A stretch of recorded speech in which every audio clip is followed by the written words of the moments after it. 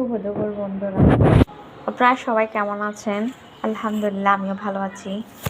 এই যে আজকে বাজারে কিছু শাক আনলাম। শাকগুলো হচ্ছে পালং শাক ছিল, তার মধ্যে দেখলাম হেলেঞ্চা শাক আছে। এই যে আপনার এই যে শাকটাকে কি বলে, এই যে আমাদের এখানে টোকাইন্না শাক বলে। এই যে বাতুয়া শাকও ছিল কয়েকটা, আপনার আমি বেছে ফেলছি। মানে শাকগুলা অনেক ভালো লাগতেছে আমার দেখে। যে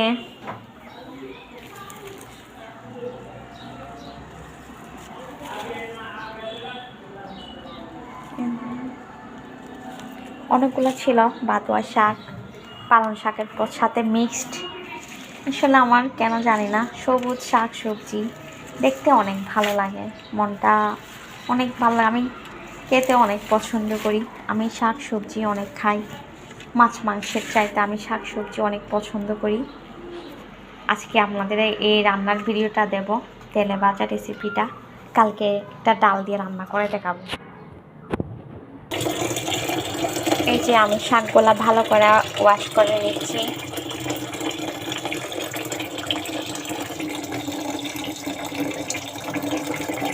ভালো করে ওয়াশ করে ধুয়ে নিয়ে আমি অনেকক্ষণ শাক রান্না করার আগে ভিজাই রাখি, তারপরে ভালো করে ওয়াশ করে নিই।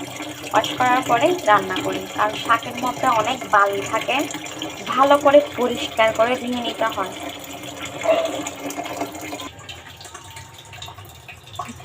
এই যে তেল দিচ্ছি, রান্না শুরু করতেছি। আমি নর্মালি শাক এরকম করে ভাজি করে ফেলি।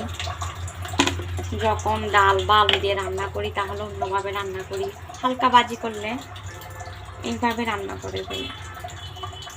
বিসমিল্লাহির রহমানির রহিম।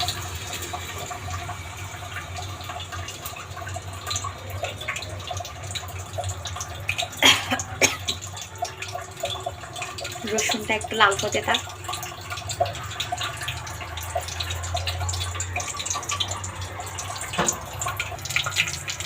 এই যে রসুন লাল হয়ে গেছে, শাকটা দিয়ে ফেলবো। শাকটা দিয়ে ফেলবো।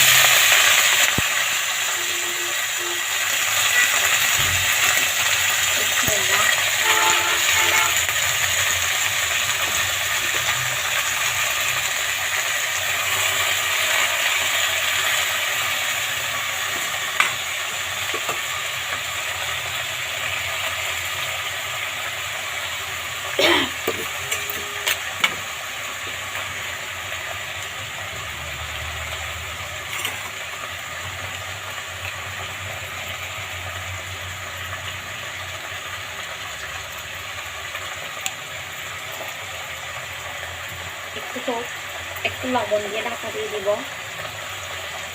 আর বেশি ঢাকা দিয়ে অনেকক্ষণ ওভার রান্না করলে কিন্তু ওভার কুক করলে আপনার শাকে কালারটা চলে যায়।